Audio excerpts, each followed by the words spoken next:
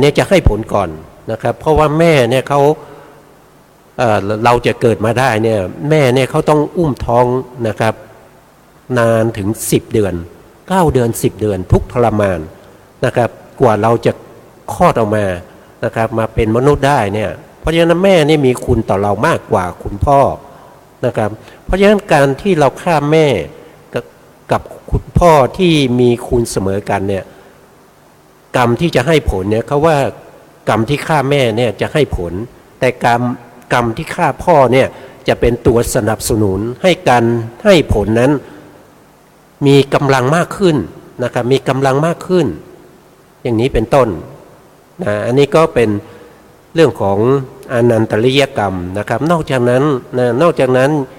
ถ้าไปฆ่าพระอรหันต์นะฆ่าพระอรหันต์โดยเราไม่รู้นะอย่างเช่นพระอรหันต์ท่านไปเข้าสมาบัตินะครับอยู่ในพงหญ้านะครับผ่านผู้ล่าเนื้อนะครับก็มองเห็นไม่ชัดเจนนะครับมองเห็นไม่ชัดเจนเห็นคล้ายๆเป็นโคหรือเป็นเนื้อเป็นอะไรสักอย่างเนี่ยอยู่ในพงหญ้านะครับท่านก็ใช้อาวุธนะครับใช้หอกบ้างใช้หน้าไม้ธนูบ้างยิงเข้าไปในพงหญ้านั้นนะครับทำให้พระอรหันต์นั้นได้ตายไปนะครับอันนี้ก็เป็นอนันตริยกรรมนะครับเพราะท่านเป็นพระอรหันต์โดยผู้ฆ่านี่ไม่รู้นะครับไม่รู้ก็เข้าใจผิดนั่นเองนะครับเข้าใจผิดว่าเป็นเนื้อนะครับแต่ที่ไหนได้เป็นพระอรหันต์ท่านกำลังเข้าพระสมาบัติอยู่ในพงหญ้านั้นนะครับอย่างนี้ก็เป็นอนันตริยกรรมนะครับนะแล้วก็ทำให้พระพุทธเจ้าห่อพระโลหิตนะครับพระพุทธองค์เนี่ยพระพุทธเจ้าของเราเนี่ยตามพระไตรปิฎกแล้วท่านบอกว่าตามอัตถกถานะครับของพระไตรปิฎกนี้ท่านบอกว่าพระพุทธเจ้านี่ไม่มีใครที่จะปรงชีวิตได้นะครับถึงแม้ท่านจะคิดวิธีไหนก็ตามนะครับไม่สามารถที่จะฆ่าพระพุทธองค์ได้นะไม่สามารถจะฆ่าพระพุทธเจ้าได้เพราะว่าพระพุทธเจ้านี้จะไม่ตายด้วยการฆ่าของผู้อื่นอย่างมากก็แค่ห่อพระโลหิตนะครับอย่างมากก็ห่อพระโลหิตเท่านั้นเองนะครับถึงแม้ปัจจุบันนี้สมมตินะครับอุปมา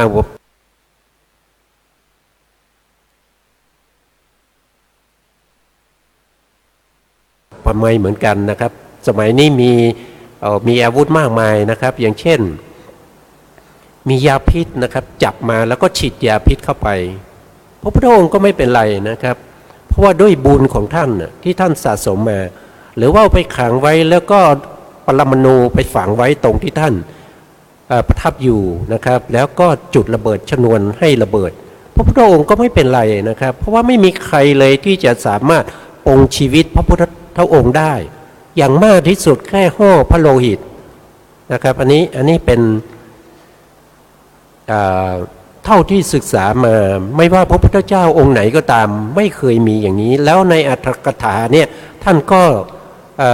ได้โลจนาไว้อย่างชัดเจนนะครับว่าพระพุทธองค์เนี่ยจะไม่ตายด้วยกันถูกคนอื่นฆ่านะครับอย่างมากก็ห่อพระโลหิตนะครับในสมัยพุทธกาลนี่ก็มีผู้ที่ทำให้พระพุทธองค์ห่อพระโลหิตนะครับก็คือพระเทวทัตนะพระเทวทัตเนี่ยจริงๆแล้วก็เป็นพี่ชายของภรรยานะครับเจ้าชายสิทธัตถะนะครับก่อนที่จะได้มาเป็นพระพุทธเจ้าเนี่ยก็เกี่ยวดองกันเป็นญาติกันนะครับแล้วเจ้าชายสิทธัตถะนี่ก็ได้มาตรัสรู้เป็นพระพุทธเจ้าแล้วพระเทวทัตก็มาบวชนะครับมาบวชแล้วก็คิดจะเป็นใหญ่นะครับคิดจะเป็นใหญ่แล้วก็ได้ไปพูดคุยกับพระพุทธองค์นะครับขอให้พระพุทธองค์เนี่ยพักผ่อนได้แล้วนะครับตัวเองจะเป็นผู้บริหารคณะสงฆ์ให้นะครับพระพุทธองค์ก็ว่าสิ่งพวกนี้เนี่ยไม่ใช่ว่าอยากจะยกให้ใครก็ยกให้ได้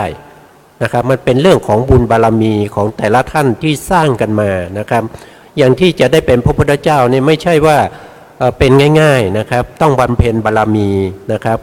ถึง4 อสงไขยแสนมหากัปนะครับ4 อสงไขยเนี่ยหมาย คำว่ากัปตรงนี้เนี่ยหมายถึงมหากัปนะครับหมายถึงมหากัปไม่ใช่สังวัตตะอสงไขยไม่ใช่วิวัตตะอสงไขยนะครับแต่เป็นมหากัปหนึ่งมหากัปเนี่ยก็จะเท่ากับอสงไขยสี่อสงไขยเท่ากับหนึ่งมหากัปแล้วทีนี้มหากัปตรงนั้นเนี่ยเป็นมหากัปที่พระพุทธองค์บำเพ็ญบารมีมาเนี่ยเป็นมหากัปที่นับไม่ได้นะครับนับไม่ได้นะครับมันมากมายเหลือเกินนะครับ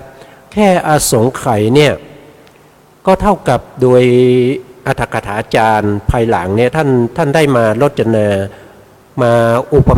มาให้ฟังว่าหนึ่งอสงไขยเนี่ยก็เท่ากับมีเลขหนึ่งตัวแล้วก็มีศูนย์ตามด้วยตามเลขหนึ่งนั้น140ตัวนะครับอันนี้เรียกว่าเป็นอสงไขยแต่หนึ่งมหากรรมเนี่ยเท่ากับ4อสงไขยเพราะฉะนั้นจะต้องมหากรรมหนึ่งเท่ากับ4อสงไขยก็คือ4แล้วก็ตามด้วยศูนย์อีก140ตัวนะครับมันยาวนานนะกว่าจะได้มา1อสงไขยกลับเนี่ยมันยาวนานมากนะครับอันนี้ใช้เวลาถึง4อสงไขยนะครับ4อสงไขยแล้วยังบวกเศษเข้าไปอีกนะครับ100,000มหากรัป100,000มหากรัปนี่มันเป็นเรื่องนิดเดียวนะถ้าเทียบกับอสงไขยกลับแล้วมันนิดเดียวเองนะพระพุทธองค์ทรงสร้างบารมีมายาวนานถึงขนาดนั้นกว่าจะได้มาเป็นพระพุทธเจ้านะครับอยู่พระเทวทัตสร้างบารมีมาแค่100,000กับมาขอเป็นพระพุทธเจ้ามันเป็นไม่ได้นะมันเป็นไม่ได้สิ่งพวกนี้ไม่ได้เกิดขึ้นจากการยกให้กันนะครับไม่ใช่ว่าบิดานะครับ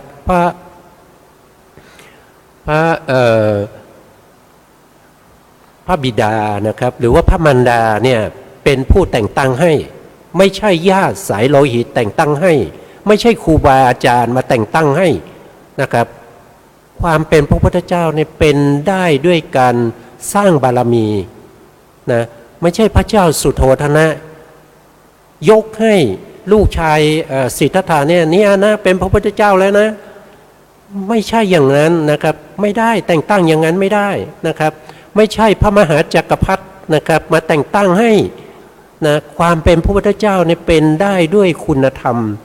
ด้วยบารมีที่สร้างสะสมมาเป็นระยะเวลายาวนานนะครับกว่าจะได้เป็นพระพุทธเจ้านะครับอยู่ๆพระเทวทัตจะมาขอเป็นพระพุทธเจ้าอย่างเงี้ยไม่ได้ไม่ใช่ว่าพระพุทธองค์เนี่ยจะกีดกันนะครับหรือว่าพระพุทธองค์เนี่ยจะไม่อยากให้เป็นไม่ใช่นะครับเพราะว่าตัวเองไม่ได้ทำบุญบารมีมานะครับอย่างที่พูดกันเมื่อกี้นะครับเรื่องของไม่เชื่อในเรื่องของผลเรื่องของเหตุเนี่ยนะครับพระเทวทัตเนี่ยท่านไม่ใช่ว่าไม่เคยสร้างบารมีนะครับท่านสร้างบารมีมาแล้ว100,000กับสร้างบารมีมา100,000กับนะ100,000กับเนี่ยมันนิดเดียวนะครับอย่างเช่นพระพุทธเจ้าของเราเนี่ยเป็นพระพุทธเจ้าที่เราเรียกว่าเป็นปัญญาธิกะเนี่ยใช้เวลาสร้างบารมีที่น้อยที่สุดแล้วนะครับต้องใช้เวลาถึง4อสงไขยบวกอีก100,000กับแต่พระเทวทัตนี่มีแค่100,000กับนะครับที่สร้างบารมีมารู้ได้ยังไงก็รู้ได้จากพระพุทธองค์ทรงแสดงไว้ในปกิณกะเทศนาอรรถกถาของพระไตรปิฎกนะครับพระพุทธองค์ให้คำทำนายแก่พระเทวทัตด้วยนะครับว่าพระเทวทัตเนี่ยจะได้เป็นพระปัจเจกนะครับเป็นพระปัจเจกพุทธะนะครับคือจะได้ตรัสรู้เองนะครับแต่ไม่สามารถที่จะสอนผู้อื่นได้ตรัสรู้เฉพาะตัวเรียกว่าพระปัจเจกนะครับนะจะได้ตรัสรู้แต่ต้องสร้างบารมีต่อนะครับอีก2มหากัปนะอีก2มหากัปอีก2เขาเรียกว่าอีก2อสงไขยมหากัปบวกกับ100,000กัปที่มีอยู่แล้วนะครับก็จะได้เป็นพระปัจเจกนะครับจะได้ตรัสรู้เองแต่ไม่สามารถที่จะบัญญัติคำสั่งสอนมาสอนคนอื่นได้ไม่เหมือนกับสัมมาสัมพุทธะนะครับเป็นแค่พระปัจเจกนะอันนี้ก็พูดถึงเรื่องของการ จะได้เป็นพระพุทธเจ้าเนี่ยมันไม่ใช่ยกให้กันนะครับเพราะฉะนั้นพระเทวทัตก็มีความโกรธนะครับ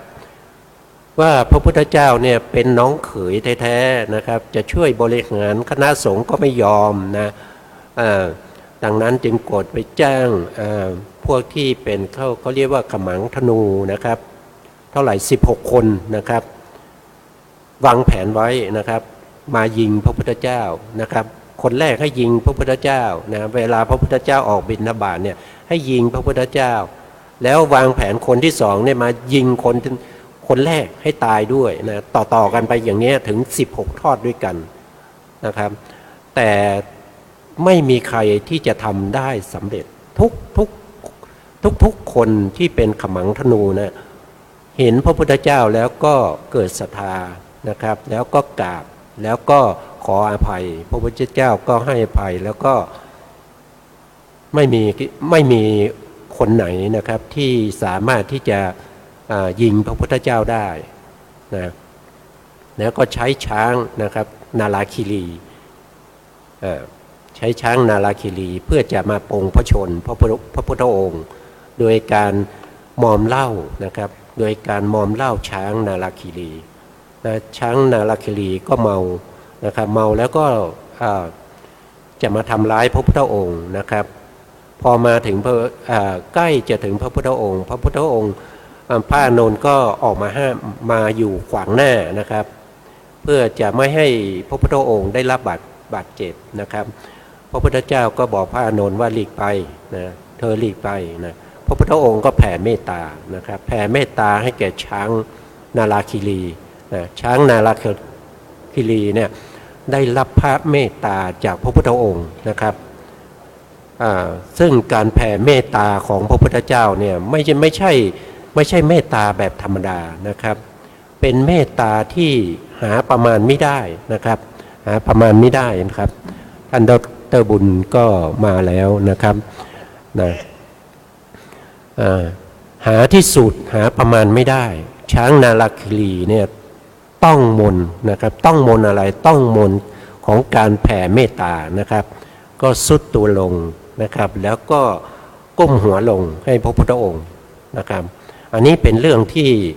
อัศจรรย์นะครับเป็นเรื่องอัศจรรย์นะอันนี้ก็แสดงให้เห็นถึงเรื่องของการที่จะทำร้ายพระพุทธองค์เนี่ยไม่สามารถมีใครที่จะทำร้ายให้พระพุทธองค์ถึงแก่ชีวิตได้แค่ห่อพระโลหิตนะครับอันนี้เป็นข้อที่4นะครับในอนันตริยกรรมนะครับข้อที่5ก็คือการทำให้พระภิกษุสงฆ์เนี่ยแตกกันเรียกว่าสังฆเพศนะสังฆเพศเนี่ยผู้ที่แตกแยกกันต้องเป็นพระภิกษุสงฆ์แล้วก็ผู้ที่ทำให้แตกแยกกันก็จะต้องเป็นพระภิกษุสงฆ์แล้วแตกแยกกันยังไงนะแตกแยกกันไม่เข้าอุโบสถนะครับไม่เข้าปาติโมกข์ร่วมกันนะครับแยกกันเลยนะปกติเคยเข้าร่วมกันแต่เดี๋ยวนี้ไม่เข้าแล้วนะครับเพราะว่าถูกยุยงนะครับยุยงให้แตกกันนะอันนี้ก็เป็นสังฆเพศนะครับเพราะฉะนั้นกรรมพวกนี้เป็นกรรมหนักแล้วก็จะให้ผลตายปุ๊บนะครับจะให้ผลทันที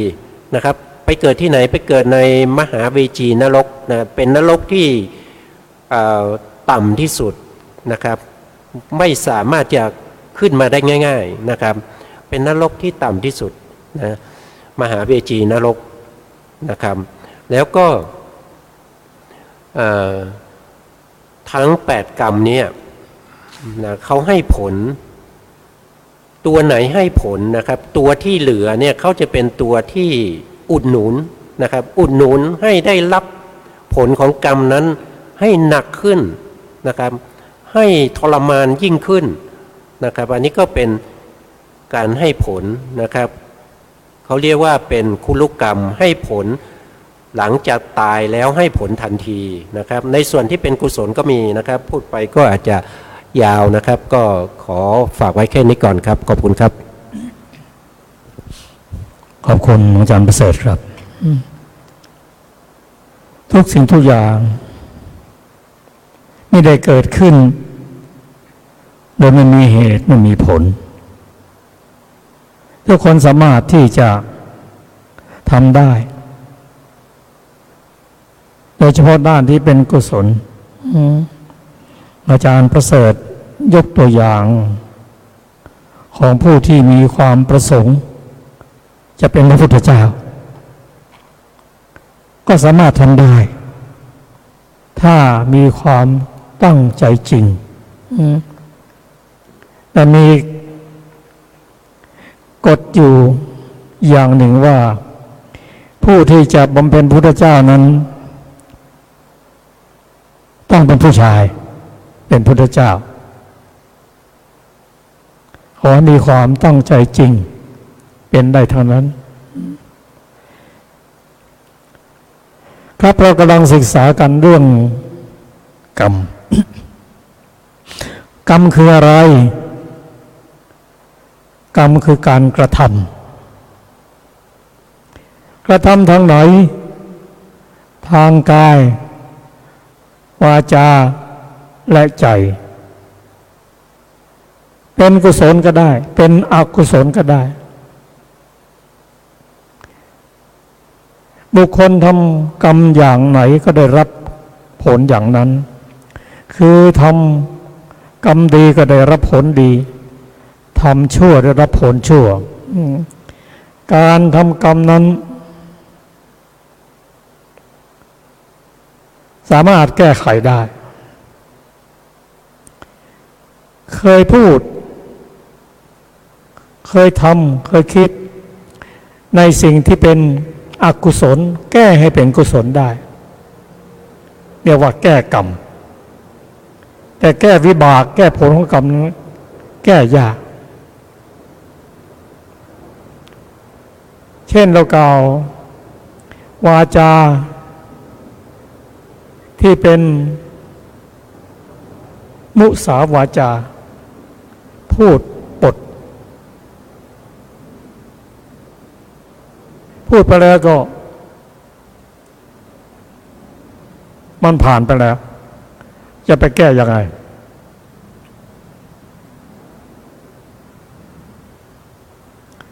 เพราะฉะนั้นถ้าเรามีความเชื่อว่ากรรมสามารถที่จะปรับปรุงแก้ไขจากอกุศลให้เป็นกุศลได้แต่สิ่งที่ทำไปแล้วมันก็ผ่านไปแล้ว ให้ผลถ้าทำกรรมดีจะเป็นทางกายวาจาและใจก็ตามทำเดี๋ยวนี้ให้ผลในปัจจุบันนี้ถ้าครบกรรมบท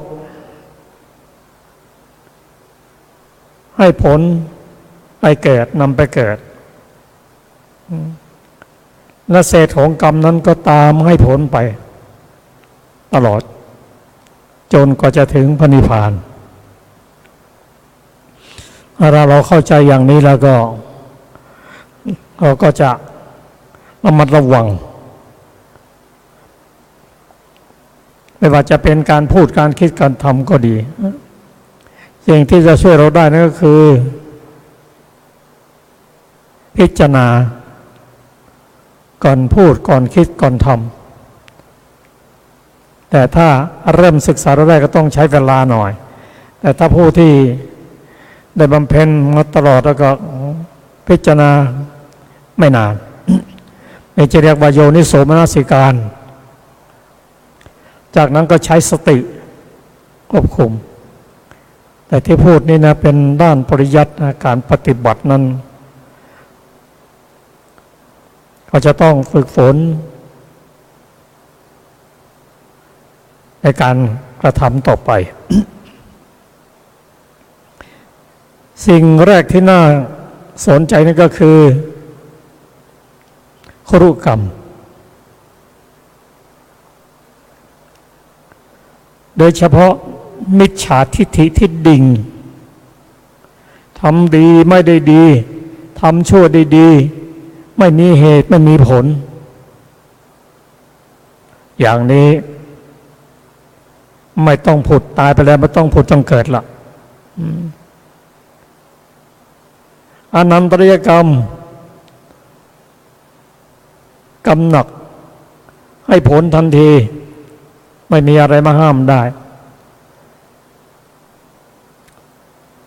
แต่อย่างไรก็ตาม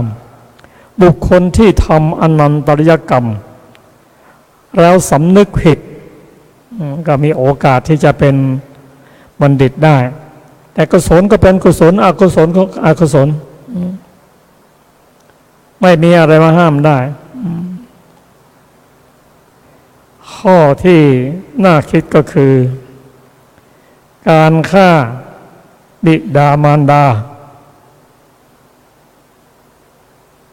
เป็นอนันตริยกรรมเป็นกรรมหนักตายไปตกนรกมหานรกเวจีทันทีแต่บางครั้งเราไม่รู้ว่า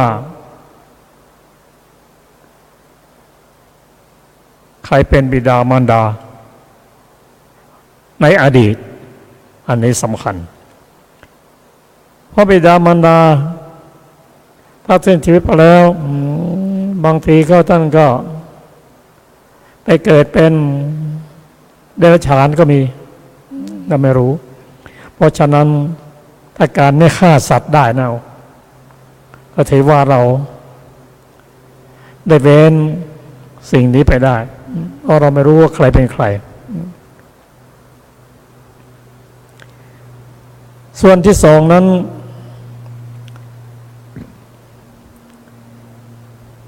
คือกรรมที่ทำไม่ใกล้จะตายอันนี้สำคัญทำกรรมด้วยการได้กายวาจาและใจแต่ส่วนใหญ่นั้นผู้ที่ใกล้จะตายนั้นก็ไม่ค่อยมีเรื่องมีแรงแล้วการเห็นกับพระมัวการได้ยินก็ลดลงจะเป็นหนักในทางคิดธรรมโนกรรมถ้าไม่ฝึกแล้วก็ไม่มีสติก็จะไปคิดเรื่องอกุศลเรื่องบาปที่ทำไว้ในก่อนเมื่อคิดถึงแต่เรื่องอกุศลเรื่องบาปที่ทำไว้ก่อนนั้นก็จะทำให้จิตใจเศร้าหมองไม่ผ่องใสทุกขติวิบากนรกวินิบาตนรกเป็นอันต้องหวังเพราะจิตใจเศร้าหมองไม่มีสติเป็นไปได้หรือเป็นไปได้ยกตัวอย่างเช่นเราจะเดินทางไปต่างจังหวัดโดยรถโดยสารใดโดยสารหนึ่งมีตั๋วเรียบร้อยแล้วไปถึงจะขึ้นรถแล้วแต่บังเอิญเราจำได้ว่ารถนั้นสีนั้นแต่ไม่มีสติจำเวลาออกไม่ได้จำเบอร์รถไม่ได้ก็ทำให้หลงเดินทางผิดเช่นเดียวกันคนที่ไม่ได้ฝึกฝนสร้างแต่อกุศลไม่มีสติก่อนตายก็ระลึกไม่ได้หลงทาง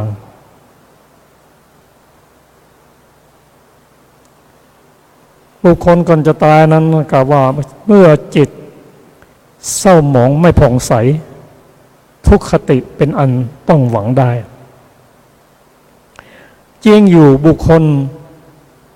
ขณะที่มีชีวิตอยู่นี้ทำดีก็มีทำชั่วก็มากแต่อย่างไรก็ตามถ้าเราได้ศึกษาพุทธศาสนาแล้วก็สร้างกุศลให้มากทำบุญให้มากฝึกสติให้มากจะอยู่ที่ไหนก็มองในทางแง่ดีมีสติระลึกได้ในส่วนที่ตนเองได้ทำบุญทำกุศลคิดอยู่นั่นในสิ่งที่ดีมองโลกในทางแง่ดีมีสติ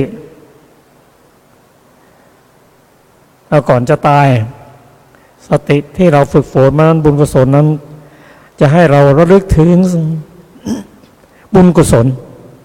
อกุศลไม่ต้องคิดถึงแล้วเอาตัวรอดไว้ก่อนนึกถึงที่สิ่งที่เป็นบุญกุศลให้ขณะนั้นจิตผ่องใสไม่เศร้าหมองสุขติเป็นอันหวังได้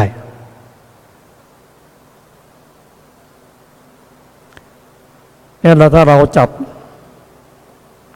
ได้แง่คิดนี้ไปปฏิบัติแล้วก็จะทำให้เอาตัวรอดไปได้ถ้าเรายังเกิดเป็นมนุษย์อยู่เป็นเทวดาเป็นมนุษย์เพราะเราระลึกถึงบุญกุศลก่อนที่เราจะตายว่าเราเคยทำนู่นทำนี่ระลึกนั่นน่ะขณะที่จิตเป็นกุศลนั้นอกุศลเข้ามาไม่ได้มันคนละขณะกันคนละธาตุกันถ้า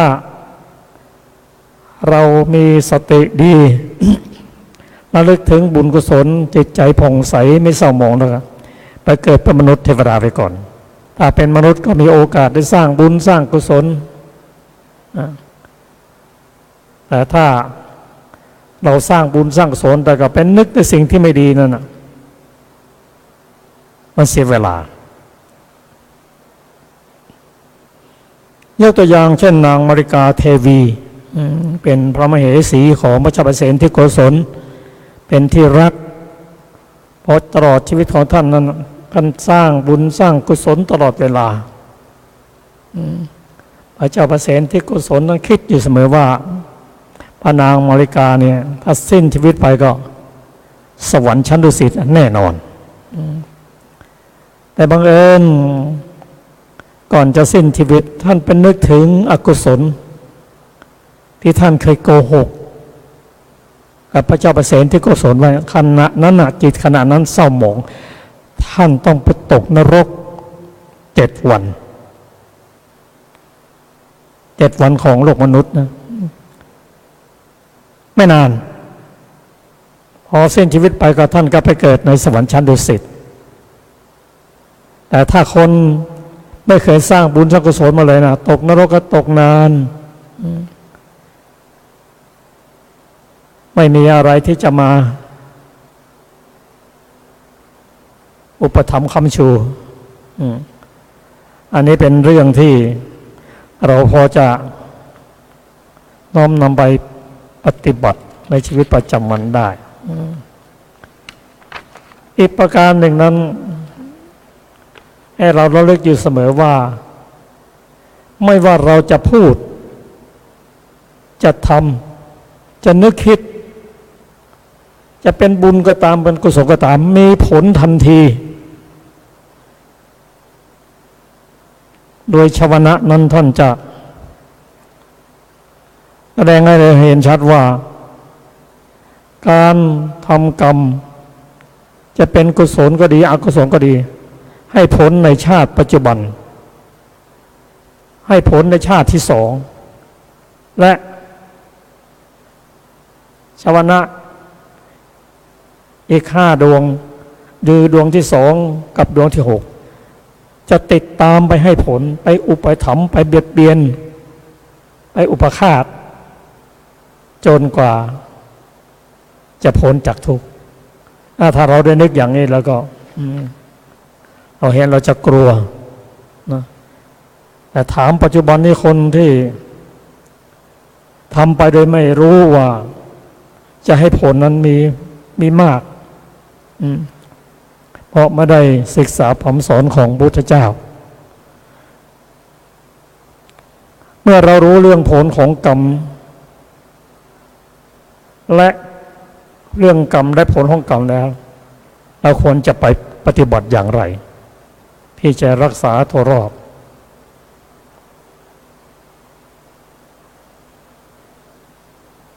ก็อาจารย์ดร.บุญเข้ามาแล้วขอเชิญท่านได้ให้ข้อคิดเขาเห็นว่าเรารู้เรื่องกรรมผลของกรรมแล้วเราจะพิจารณาอย่างไรให้เป็นประโยชน์ในขณะที่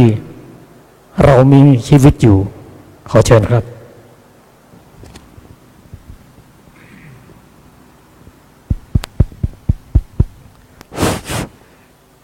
ท่านผู้ฟังที่เคารพครับ ซุ่มเสียงผมก็อาจจะ มีหวัดมีไอบ้างก็เป็นเรื่องธรรมดา ตอนนี้เรา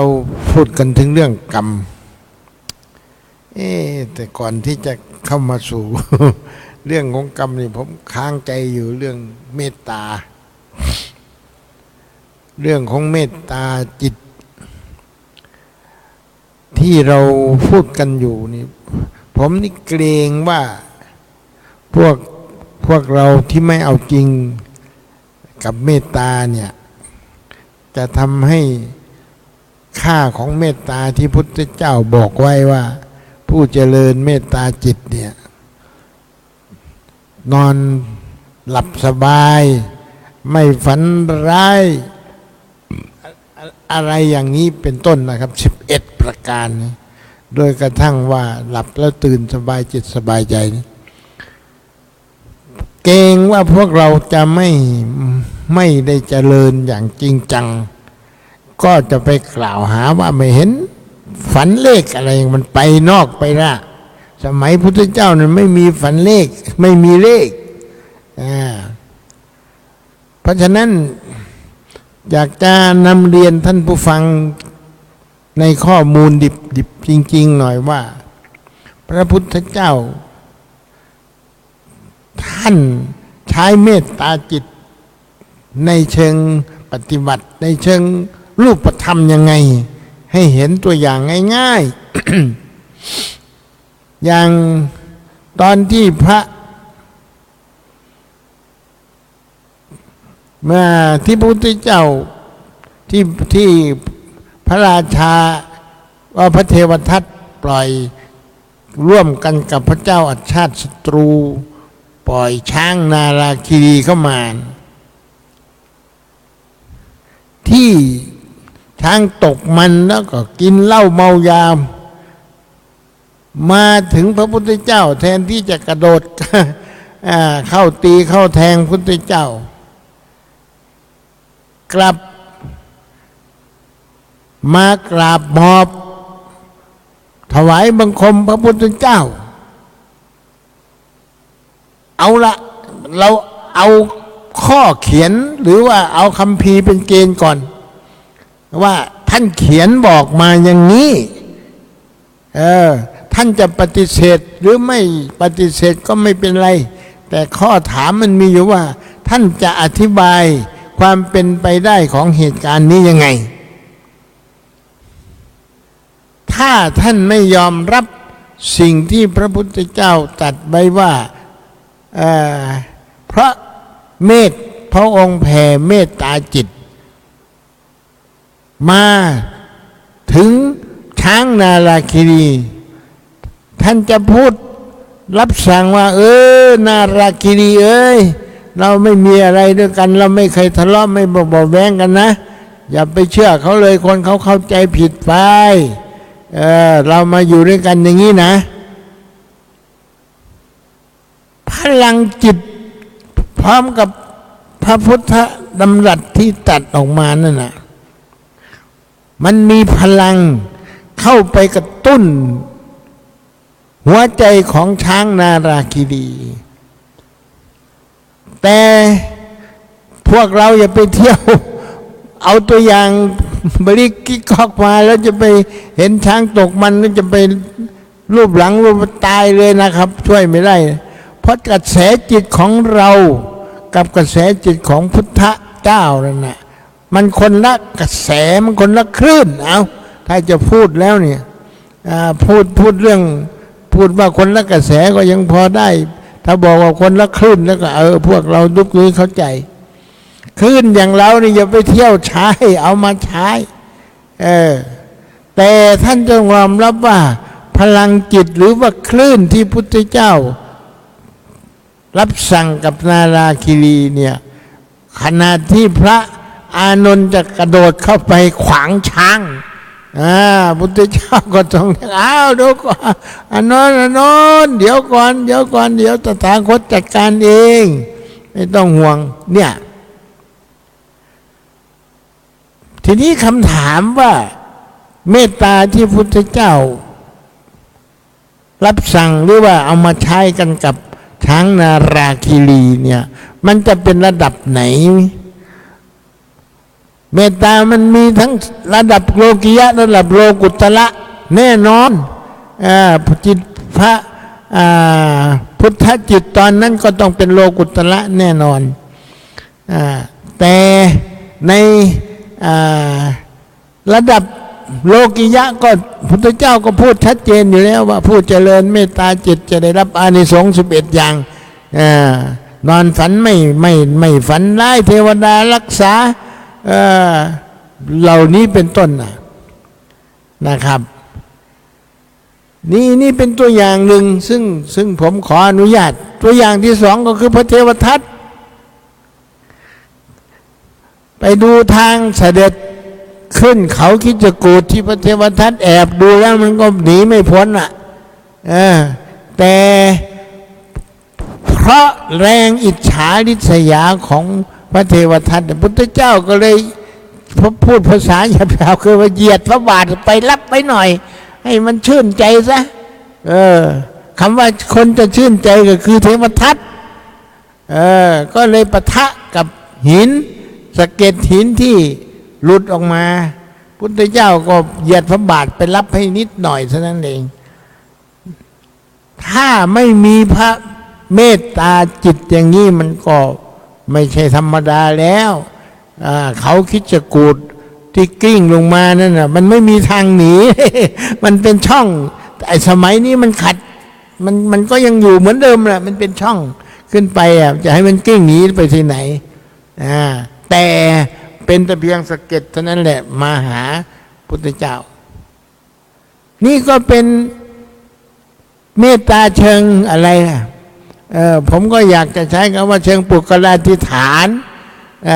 แต่พระพุทธเจ้าเป็นผู้ใช้นะเมตตาจิตดวงนี้ระดับนี้ไม่ใช่เราใช้ซึ่งเราพูดกันนี่เราใช้คำว่าพุทธจิตก็แล้วกันนอกจากนี้อยากจะขออนุญาตยกตัวอย่างที่3ตอนที่พระพุทธเจ้าตอนที่ทุเจ้าเมืองโกสัมพีทะเลาะกันพูดกันก็ไม่รู้เรื่องผมก็ไม่อยากใช้เวลาเท้าความพูดง่ายๆว่าทะเลาะกันนั่นแหละพุทธเจ้าก็มองดูแล้วปล่อยมันว่ากันอย่างนี้แหละมันต้องให้เวลากันหน่อยนะคนเราจะไปกำลังเดือดกำลังแค้นกันอยู่มันก็ไปปะทะมันก็แต่ว่ามันก็ไม่ได้ลงมือลงไม้อะไรกันนะพุทธเจ้าก็เสด็จหนีไปอยู่ป่าโน่นป่าอะไรป่าลิเลยยะกะนนไปอยู่กับช้างให้ช้างต้มน้ำร้อนถวายอย่างนี้นะไปอยู่กับลิงแล้วก็ให้ลิงก็หาน้ำผึ้งมาถวายอะไรอย่างนี้เป็นต้นคนกับลิงที่ไม่เคยพบกันเลยอยู่ในป่านี่มันก็ยากแต่พุทธเจ้าเนี่ยท่านไปพูดง่ายๆภาษาชาวบ้านก็คือว่าอยู่กับช้างจนกว่าจะออกพรรษาน่ะแล้วเวลาจะสงน้ำหรือว่าจะใช้น้ำล้างพระพักอะไรเนี่ยช้างก็ไปต้มน้ำที่นี่บางท่านก็อาจจะสงสัยว่าพวกนักสงสัยนอกก็ไม่ว่ากันมันเกิดมาด้วยความสงสัยก็ไม่อยากใช้คำว่าเป็นโมหะนะก็สงสัยไปว่ามันจะจริงหรือเป็นไปได้ยังไงอะไรอย่างนี้ไงแต่สิ่งที่เป็นฐานรองรับเหตุการณ์นี้ให้มันจากช้างร้ายช้างก็คือช้างนั่นแหละมันไม่มีหรอกช้างจะมาอยู่กับคนอย่างนี้ได้ถ้าไม่มีพระเมตตากรุณาจิตแผ่มาหาเขาพูดกับเขาว่า โอ้เรามาอยู่ด้วยกันเด้ออยู่ด้วยกันมาช่วยเหลือเกื้อกูลกัน ดีนะว่าผู้บันทึกเหตุการณ์นี้เล่าไว้เฉพาะลักษณะนี้ไม่ได้เล่าไปถึงพระพุทธเจ้าไปบิณฑบาตที่ไหนเอามาแบ่งช้างกินหรือเปล่าเอามาแบ่งลิงไม่นี่ดีนะแต่ว่าเรื่องนี้ก็พอที่เราจะมองเห็นว่าเมตตาจิตในเชิงปฏิบัติที่เห็นกันได้ไม่ต้องไปถึงพรหมวิหารเอาว่าเมตตาจิตกับมนุษย์สัตว์เนี่ยก็ยังเห็นชัดๆอยู่ถ้าจะพูดกันให้มากไปกว่านี้มันก็มีแต่ผมยังอยากจะบอกฝากท่านผู้ฟังทางบ้านนะว่าอยากจะให้ท่านใจแข็งขึ้นมาพิสูจน์ว่าผลจากการเจริญเมตตาจิตเจริญยังไงก็อย่างที่เราว่ากันนี่แหละสัพเพสัตตาเวลาโหนตุเราก็ว่ากันอยู่แล้วผมก็ไปชอบทำนองของวัดลำเปิงสัพเพสัตตาอัปปยาโหนตุเวลาโหนตุสัยยตโยพูดให้มันอยากจะแผ่ไปหน่อยถ้าพูดพ้นห้วนนี่มันก็ผมว่ามันไม่ไป คนได้ยินช้างมันได้ยินเสียงอะไรเนี่ยอะไรงี้ไงที่ผมว่าพูดถึงวัดลำเปิงเมื่อกี้นี่คือว่าท่านผมแต่ก่อนผมก็พยายามจะเอื้อนเวลานี่เอื้อนไม่ได้แต่มาฟังแม่ชีวัดลำเปิงเป็นเอื้อนผมก็เลยได้เวลาพยาปัจจาเพิ่นเอื้อนเสียงมันก็เป็นเมตตาจิตที่ออกจากหัวใจเราด้วยไม่ใช่ออกแต่เสียงนะจิตมันต้องไปกับเสียงเสียงนี่มันเป็นคลื่นจิตนี่มันเป็นตัวไปตามคลื่นไงมันไปด้วยกันน่ะ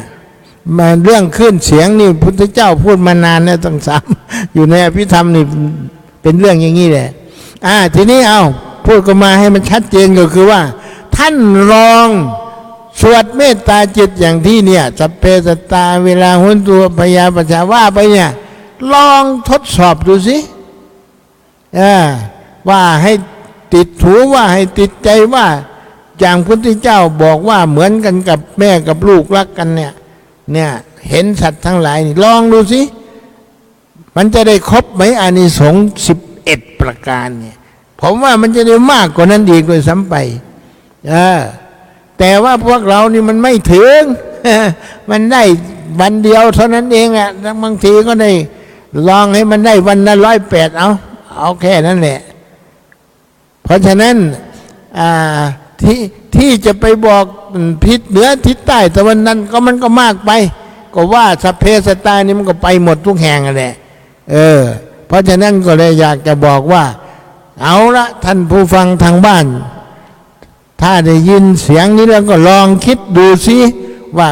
จะลองพิสูจน์ดูสิมันจะเป็นไปได้ไหมอานิสงส์แผ่เมตตาจิตเอาแค่เมตตาจิตเนี่ยไม่ต้องไปกรุณามุทิตาเบกขาเอาเป็น1เสียงออกไป2จิตตามเสียงต้องไปด้วยกันถ้าไม่อย่างนั้นมันไม่ถึงมันก็เหมือนกับกรวดน้ำเทแต่น้ำจวกลงไปแต่จิตไม่ให้เขามันก็ไม่ได้เพราะมันไปด้วยกันเหมือนกับขึ้นเสียงกับเสียงนี่แหละขึ้นไฟฟ้ากับขึ้นเสียงไปด้วยกันใช่ไหม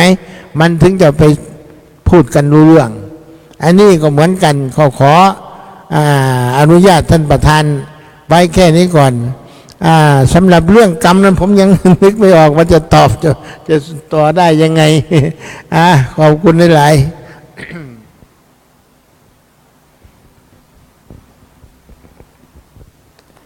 ท่านผู้ฟังที่เคารพครับ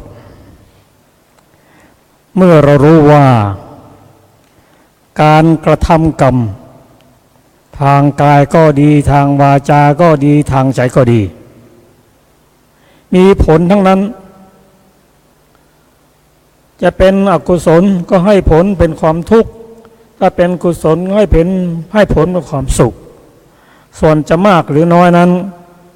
ก็ขึ้นอยู่บุคคลที่เราทำกรรมอยู่เช่นเราพูดกับบุคคลที่เป็นผู้มีศีลมีสมาธิมีปัญญาไปโกหกท่านแล้วก็บาปหนักไปฆ่าสัตว์ที่มีบุญคุณกับเราถ้าสัตว์นะแม้แต่วัวแต่ควายไงที่มีบุญคุณกับเราก็มีโทษมากก็ไปฆ่าสัตว์เล็กๆแต่ทั้งนี้ตอนนั้นมันก็บาปท่านนั้นน่ะจะมากจะน้อยก็ขึ้นอยู่กับบุคคลและสัตว์ผู้มีบุญคุณ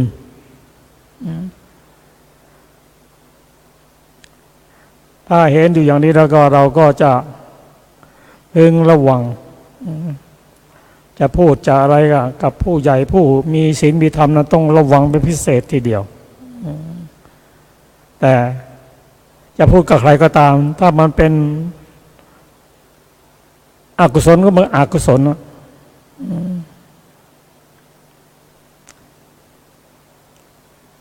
ทีนี้มาถึงเรื่องมโนกรรมโดยเฉพาะเกี่ยวกับเมตตา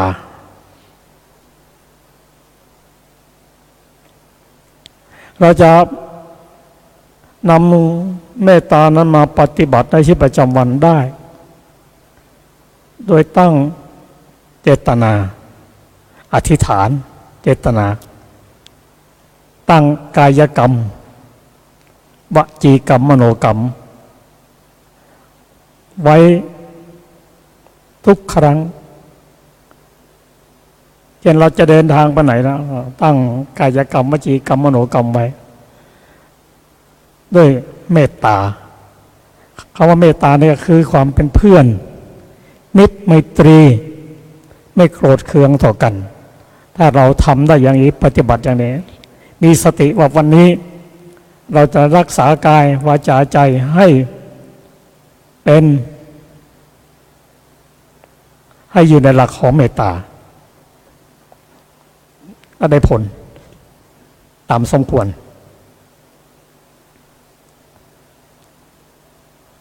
ก็มีพระรูปหนึ่งขณะนั่งรถไปด้วยกันท่านถามว่าวันนี้ตั้งกายกรรมวจีกรรมมโนกรรมมาหรือยังเราตั้งมาแล้วเราไม่ประมาทเห็นคนจะข้ามถนนก็เป็นเหมือนญาติพี่น้องของเราเป็นเพื่อนเกิดแก่เจ็บตายถึงแม้จะไม่มีการกระทบกระเทือนนิดหน่อยถ้าเรายังระลึกอยู่อย่างนี้เราก็ไม่โกรธก็เป็นข้อปฏิบัติได้ในชีวิตประจำวัน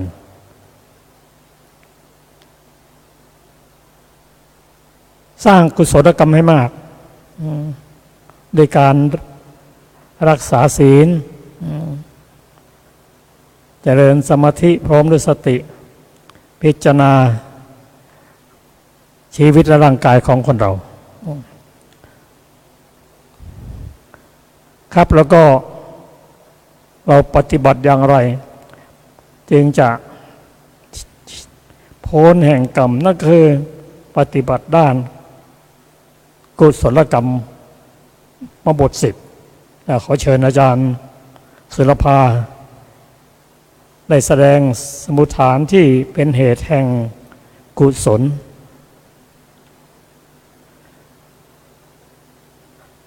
เริ่มต้นในอกุศลก่อนนะแล้วก็ขอเชิญอาจารย์กระดาได้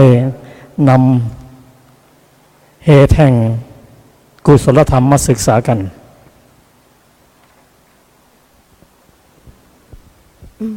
แสดงสมุฏฐานที่เป็นเหตุแห่งอกุศลกรรมบท10เตสุปานาติปาตาภรุสวาจาพยาปาโจทะโทสะมูเลนะชายันติ ในอกุศลกรรมบท10นั้นปาณาติบาตหนึ่งพรุสวาทหนึ่งพยาบาทหนึ่งทั้งสามนี้ย่อมเกิดขึ้นเพราะโทสะมูลจิต 10. กาเมสุมิจฉาจารโรอภิชฌามิจฉาทิฏฐิจะโลภมูเลนะกาเมสุมิจฉาจาหนึ่งอภิชฌาหนึ่งมิจฉาทิฏฐิหนึ่งทั้งสามนี้ย่อมเกิดขึ้นเพราะโลภมูลจิต 11. เสสานิจัตตาริปิทวีหิมูเลหิสัมภวันติ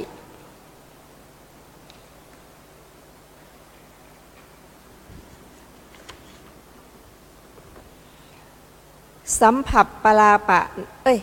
ขอไปอกุศลกรรมบุตรที่เหลืออีก4คืออธินาทานหนึ่งมุสาวาทหนึ่งปิสุนาวาจาหนึ่งสัมผัสปลาปะหนึ่งย่อมเกิดขึ้นเพราะโลภมูลจิตหรือโทสะมูลจิต 12. จิตตุปาทะวะเสนะปเนตังอกุสลังสัพพะถาปิทวาทะสวิทังโหติอกุศลกรรมนี้เมื่อว่าโดยอำนาจแห่งการเกิดขึ้นของจิตแล้วแม้โดยประการใดก็ตามย่อมมี12ค่ะ กามกุศล3อย่าง กามาวจรกุศลกุสลัมปิกายัตวาเรปวัตตัง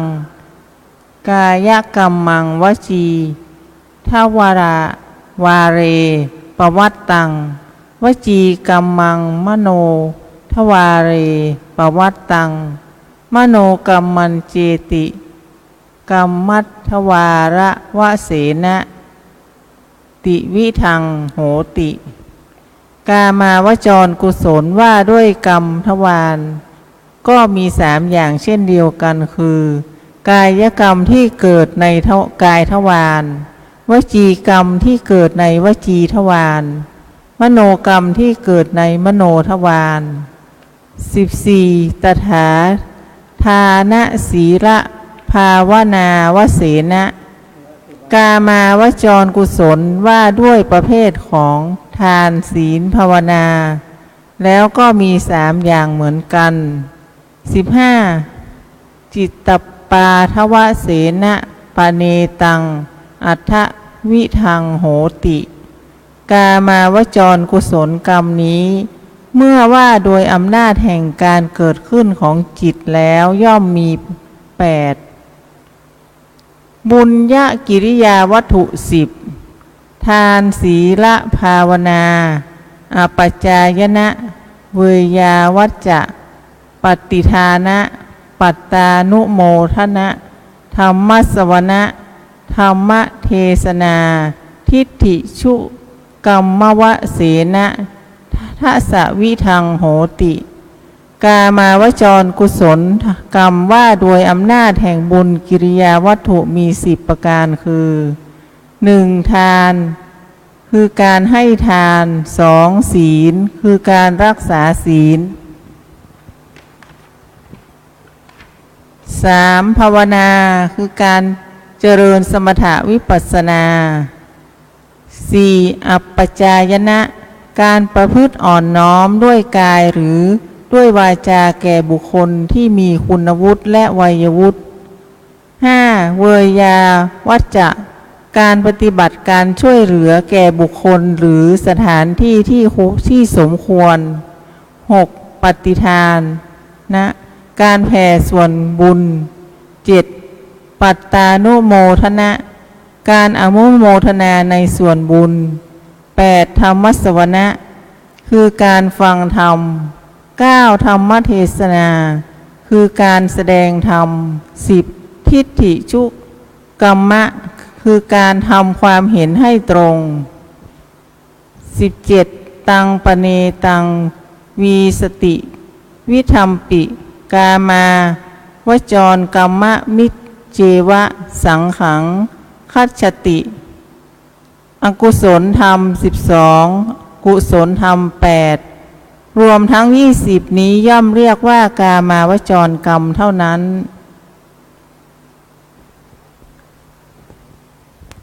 ท่านผู้ฟังที่เคารพครับพระสัมมาสัมพุทธเจ้าพระองค์อุบัติขึ้นมาเพื่อโปรดสัตว์มนุษย์และเทวดา พระองค์ทรงชี้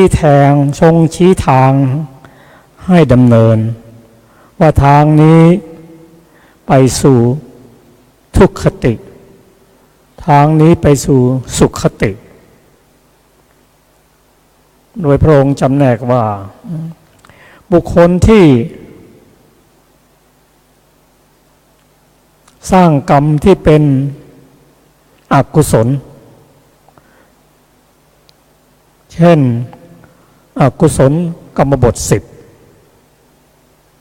มีกายทุจริตวจีทุจริตมโนทุจริตทางนี้ไปสู่อบายส่วนมโนส่วนสุจริต10อันได้แต่กายสุจริต3วจีสุจริต4มโนสุจริต3ทางนี้ไปสู่สุขติคือเป็นมนุษย์ชั้นดีทางไปสวรรค์พระองค์เป็นเพียงผู้ชี้ทางส่วนการเดินนั้นเป็นของพวกเราจะต้องนำไปปฏิบัติถ้าเราเข้าใจได้อย่างนี้เราก็จะปฏิบัติในสิ่งที่เป็นกุศลที่พระองค์ตรัสไว้ความสุขก็จะเกิดขึ้นแก่เราทั้งชาตินี้ชาติหน้าและชาติต่อไปสำหรับอกุศลกรรมบท10และกุศลกรรมบท10นั้นเป็นอย่างไรนี่ก็ขอเชิญอาจารย์ประเสริฐด้วยอธิบาย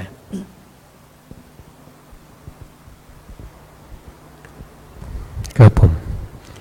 ก็เอาอกุศลก่อนนะครับอกุศลกรรมบท10นะครับก็แยกเป็น3อย่างนะครับทางกาย3ทางวาจา4แล้วก็ทางใจอีก3นะทางกายเนี่ยก็จะมี1ก็คือไม่ฆ่าสัตว์ถ้าเป็นสุจริตหรือว่าทุจริตครับเมื่อกี้สุจริตใช่ไหมครับสุจริตก็ไม่ฆ่าสัตว์ใช่ไหมครับเมื่อเราไม่ฆ่าสัตว์เนี่ยเรายังไม่ต้อง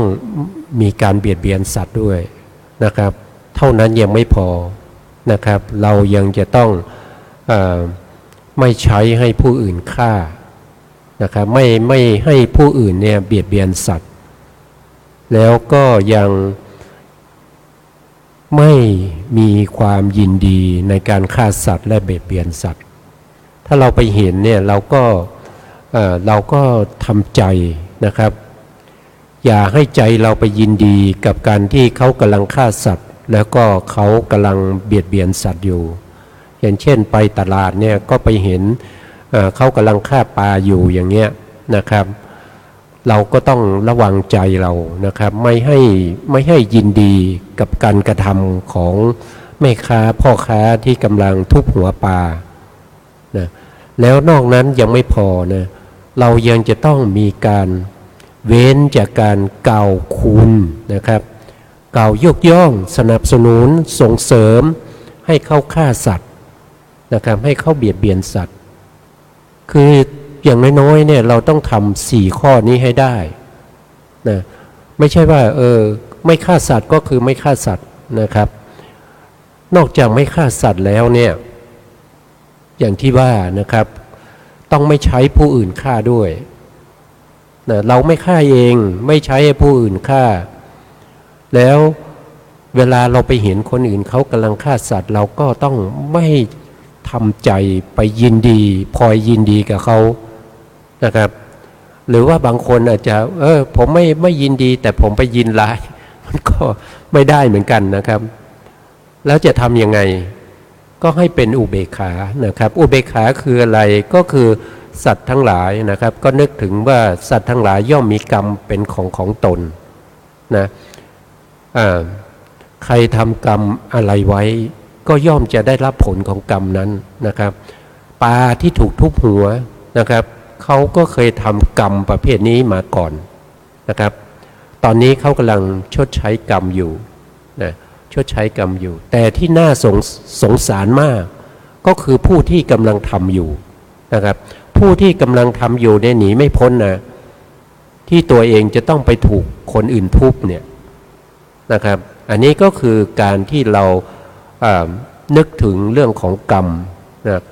ใครทำกรรมอะไรไว้ย่อมได้รับผลของกรรมนั้นสัตว์ทั้งหลายย่อมมีกรรมเป็นของตนมีกรรมเป็น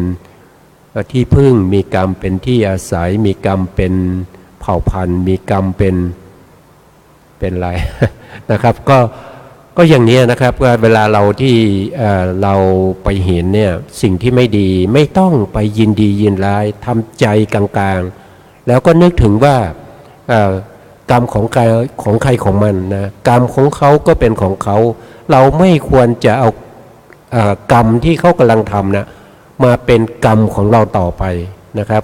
ไม่ว่าจะเป็นกรรมที่เป็นโทสะนะครับไม่ว่าจะเป็นกรรมที่สมนัตยินดีด้วยโลภะนะครับไม่ทำใจแบบโมหะนะครับไม่ทำใจแบบโมหะแต่ทำใจให้เกิดปัญญานะครับเพราะว่าปัญญาเนี่ยในพระพุทธศาสนาปัญญาขั้นที่หนึ่งเนี่ยคือกรรมสกตาปัญญากรรมสกตาปัญญานั้นก็คือมีความเชื่อในเรื่องของกรรมและผลของกรรมนะครับเราก็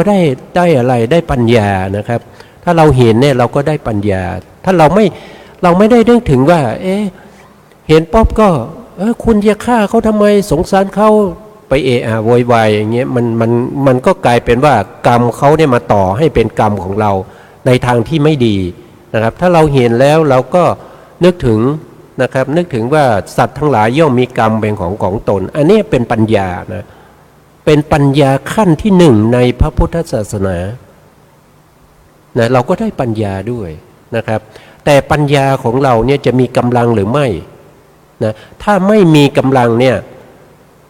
เขาก็ให้ผลมีกำลังเขาก็ให้ผลใช่ไหมครับถ้าไม่มีเป็นปัญญาแต่ไม่มีกำลังเนี่ยเขาให้ผลเป็นอะไรเขาให้ผลเกิดมาเป็นมนุษย์ที่ประกอบด้วยเหตุสองนะครับประกอบด้วยเหตุสองก็คือหนึ่งก็คือมีโลภะเหตุกับโทสะเหตุนะครับไม่มีปัญญาประกอบนะแต่ถ้าเราเห็นแล้วเรานึกถึงกรรมของใครของมันนะเขามีกรรมของเขานะอย่างนี้มีกำลังเกิดปิติเกิดความเอิบอิ่มในการที่เราลึกถึงว่าสัตว์ทั้งหลายมีกรรมเป็นของตนอย่างนี้เนี่ยกรรมนั้นมีกำลังมากเมื่อมีกำลังมากก็ทำให้เราเกิดมาเป็นติเหตุกะปุถุชนก็คือเกิดมาแล้วมีปัญญาประกอบด้วยทำไมจะต้องมีปัญญาก็ไม่มีปัญญาก็เพราะว่าไม่มีปัญญาเนี่ยมันมาเจริญในเรื่องของฌานสมาธิเจริญเรื่องของวิปัสสนาเพื่อจะต่อปัญญาขึ้นไปเนี่ยมันไม่สามารถทำได้เพราะไม่ได้มีปัญญาเป็นพื้นฐานในจิตตั้งแต่เราเกิดมาใช่ไหมครับเป็นทวิเหตุกะบุคคลเนี่ยไม่สามารถที่จะทำฌานนะครับไม่สามารถทำให้ได้อุปจารสมาธิไม่สามารถทำให้ได้อัปปนาฌานเห็นไหมเห็นอะไรเห็นถึงว่าถึงแม้ว่าเรามีปัญญาในขณะที่เราเห็นเขาทุบหัวปลาเนี่ยปัญญานั้นน่ะจะเป็นปัญญาที่มีกำลังหรือไม่มีกำลังก็ยังส่งผลให้เราอีกให้เราไปเกิดแล้วเป็นมนุษย์ที่มีทวิเหตุกะบุคคลก็คือมีเหตุสองเจริญในเรื่องของวิปัสสนาก็ไม่ได้เจริญในเรื่องของฌานก็ไม่ได้พยายามทำนะทำจนตายก็ไม่ได้นะครับเพราะว่าไม่มีปัญญาประกอบเพราะว่า ตัวที่ส่งผลให้เรามาเกิดเนี่ยมันเป็นปัญญาประเภทที่มีกำลังอ่อนนะครับไม่สามารถทำให้เราเป็นติเหตุกะปุถุชนได้แต่ถ้าเราได้ติเหตุกะปุถุชนมาเนี่ยไปเจริญฌานก็สามารถจะได้อัปปนาฌานได้ฌาน1ฌาน2ฌาน3ไปเรื่อยๆนะครับถ้าในภพก่อนๆเราเคยมีอภิญญานะครับเราได้ฌาน5ในอภิธรรมถ้าได้ฌาน4ในพระสูตรเราก็สามารถได้อภิญญานะครับได้อภิญญาก็คือการที่เราสามารถจะแสดงฤทธิ์ได้นะครับหายตัวจากเชียงใหม่ไปโผล่ที่กรุงเทพก็ได้หรือว่าจะเหาะเหินเดินอากาศไปก็ได้แต่ถ้าเราไม่เคยได้มาในอดีตชาติที่ใกล้ๆกับภพนี้อาจจะเป็นภพที่นานแล้วหรือว่าอาจจะเป็นภพที่เมื่อแสนชาติที่แล้วเราเคยได้เราต้องทำไปถึงฌาน8รูปฌานอีก4ต้องรวมกันเป็นสมาบัติ8เราถึงจะสามารถจะทำอภิญญาได้นะอันนี้ก็เป็นเรื่องของกรรมนะครับไม่ใช่เป็นเรื่องที่เราอยากได้แต่มันมีพื้นฐานมาจากการแค่เราเห็นคนทุบหัวปลาเท่านั้นเองนะอันนี้เป็นอะไรก็เป็นกายกรรมนะเป็นกายกรรมแล้วมาสู่มโนกรรมนะครับข้อที่สองนะครับสุจริตข้อที่สองในกายกรรมนั่นก็คือเว้นจากการถือเอาสิ่งของที่เจ้าของเขาไม่ได้ให้คำว่าไม่ได้ให้เนี่ยถ้าเป็นพระภิกษุนะครับเห็นสิ่งของแล้วอยากได้นะครับ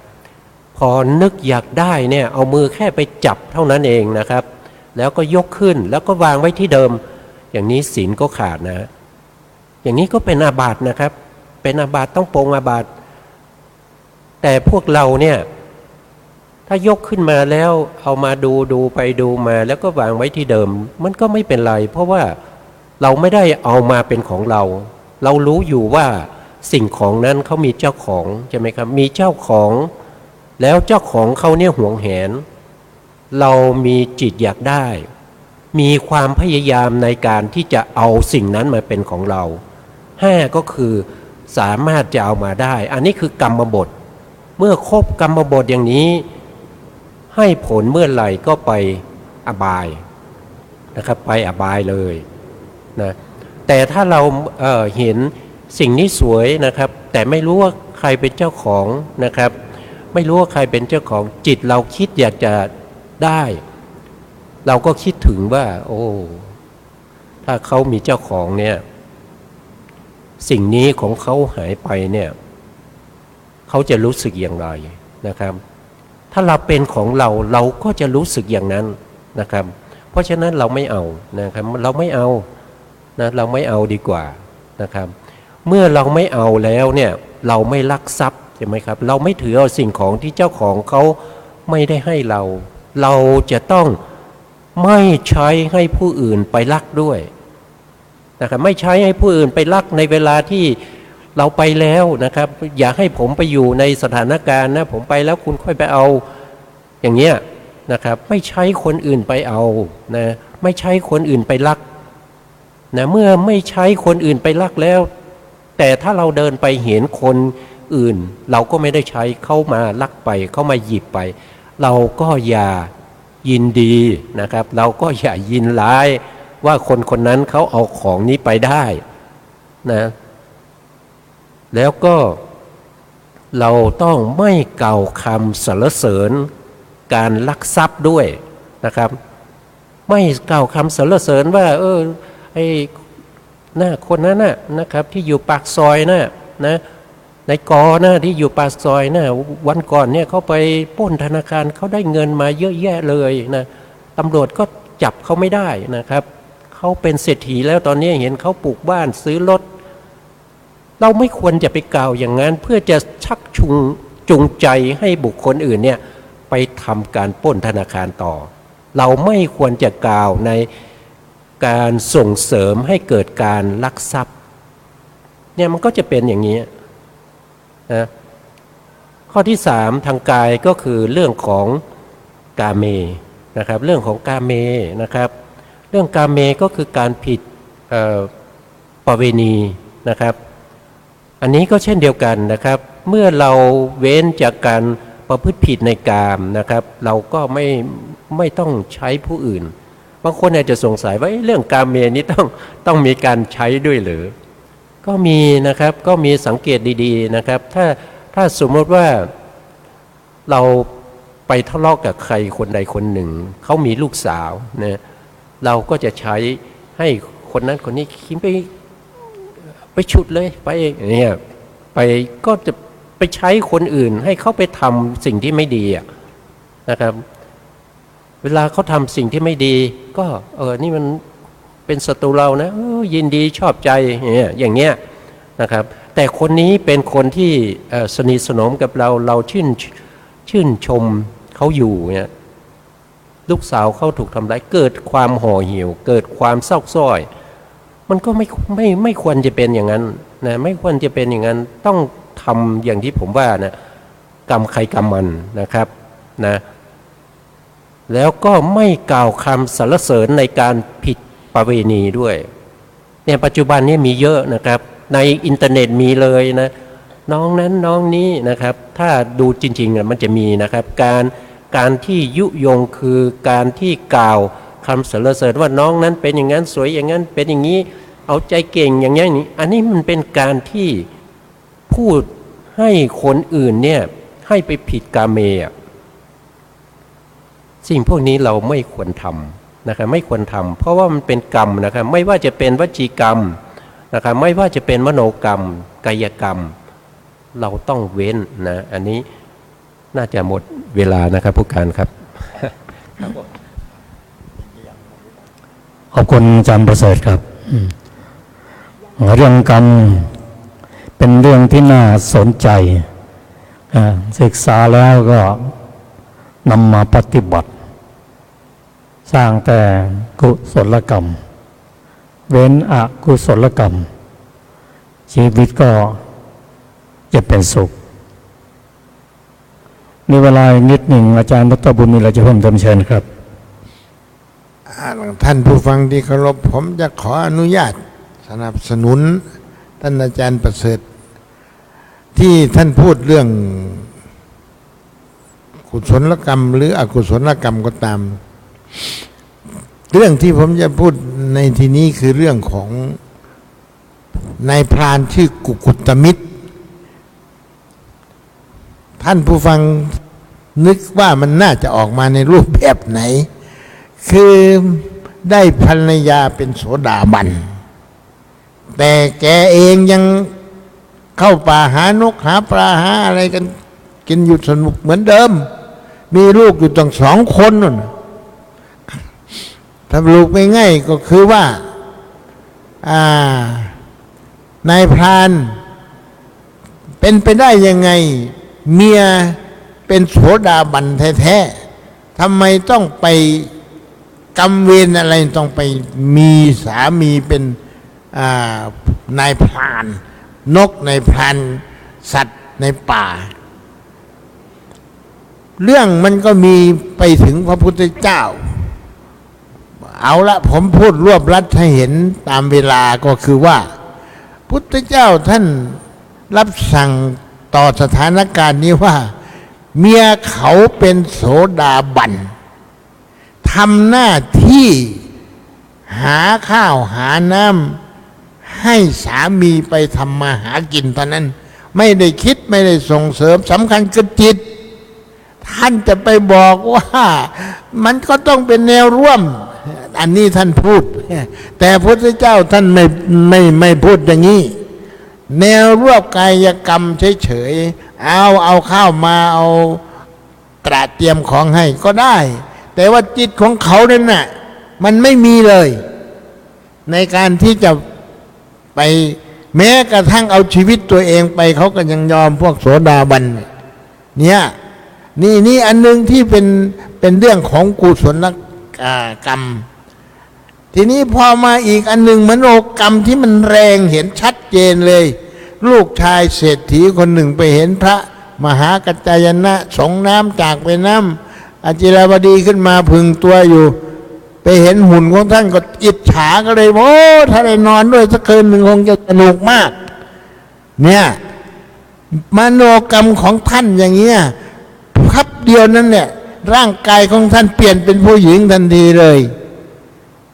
แล้วก็ไปมีลูกมีผัวกันจนกระทั่งได้หนีมาบวชต่อ อันนี้มันเป็นกุศลกรรมในปัจจุบันที่ให้ผลแรงต่อผู้ที่ตัวเองเกี่ยวข้อง ก็เลยขออันเสริมท่านอาจารย์ประเสริฐเพียงเท่านี้ขอบคุณครับ ท่านผู้ฟังที่เคารพครับ เรื่องของกรรมเราจะต้องศึกษากันต่อ เพราะว่าทุกวันนี้เราทำกรรมตลอดเวลา ไม่ได้ทำโดยกายก็ทำโดยวาจาด้วยวาจาก็ด้วยใจ3อย่างเท่านั้นเอง ก็ขอให้ระลึกว่ากรรมมีผลทั้งในปัจจุบันชาติหน้าและชาติต่อๆไปในทำแต่กุศลกรรมนำกุศลกรรมบท10มาศึกษาและปฏิบัติครับเวลาของรายการนี้ก็จบลงก่อนที่จะจบเราก็ขอแผ่บุญกุศลให้แก่สรรพสัตว์ทั้งหลาย สัตว์ทั้งหลายไม่มีที่สุดไม่มีประมาณจงมีส่วนแห่งบุญที่ข้าพเจ้าได้ทำในบัดนี้และแห่งบุญอื่นที่ได้ทำไว้ก่อนแล้วคือจะเป็นสัตว์เหล่าใดที่เป็นที่รักใคร่และมีบุญคุณเช่นมารดาบิดาของข้าพเจ้าเป็นต้นก็ดีที่ข้าพเจ้าเห็นแล้วหรือไม่ได้เห็นก็ดีสัตว์เราอื่นซึ่งเป็นกลางหรือเป็นคู่เวรกันก็ดีสัตว์ทั้งหลายตั้งอยู่ในโลกอยู่ในภูมิทั้ง3อยู่ในกำเนิดทั้ง4มีขันธ์5ขันธ์มีขันธ์เดียวมีขันธ์4ขันธ์กำลังท่องเที่ยวอยู่ในภพน้อยภพใหญ่ก็ดีท่านเราใดรู้ส่วนบุญที่ข้าพเจ้าให้แล้วขอท่านเหล่านั้นจงอนุโมทนาเองเถิดส่วนท่านเราใดที่ยังไม่รู้ส่วนแห่งบุญนี้ขอเทวดาทั้งหลายได้โปรดบอกท่านเหล่านั้นให้รู้ด้วยเพราะเหตุที่ได้อนุโมทนาส่วนบุญที่ข้าพเจ้าแผ่แล้วขอท่านทั้งหลายจงเป็นผู้ไม่มีเวรอยู่เป็นสุขทุกเมื่อจนถึงพระนิพพานความปรารถนาที่ดีงามของท่านเหล่านั้นจงสำเร็จเถิดด้วยอานิสงส์แห่งกุศลที่ได้ทำแล้วทั้งปวงนี้ขอพระศาสนาของพระโลกนาถจงสว่างไสวด้วยข้อปฏิบัติมีศีลเป็นต้นอันบริสุทธิ์ขอพระศาสนาของพระสัมมาสัมพุทธเจ้าจงสถิตอยู่ในโลกตลอดกาลนานขอพวงสัตว์จงมีความเคารพในพระพุทธศาสนาเป็นนิจขอฝนจงตกในพื้นปฐพีโดยชอบตามฤดูกาลขอผู้ยินดีในพระสัทธรรมจงปกครองชาวโลกโดยธรรมเถิด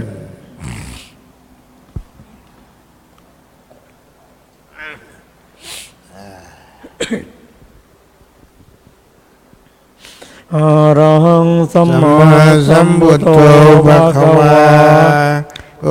ตังภะคะวันตังอภิวาเทมิสวากขาโตภะคะวะตาธัมโมธ ธัมมังนัมมัสสามิ สุปฏิปันโนภะ ภะ คะ คะ วะ วะ โต โตสาวกสังโฆ สัง สัง ฆั ฆั ง ง นา นา มา มามิ ขออนุโมทนากับทุกท่าน โมทนาโมทนา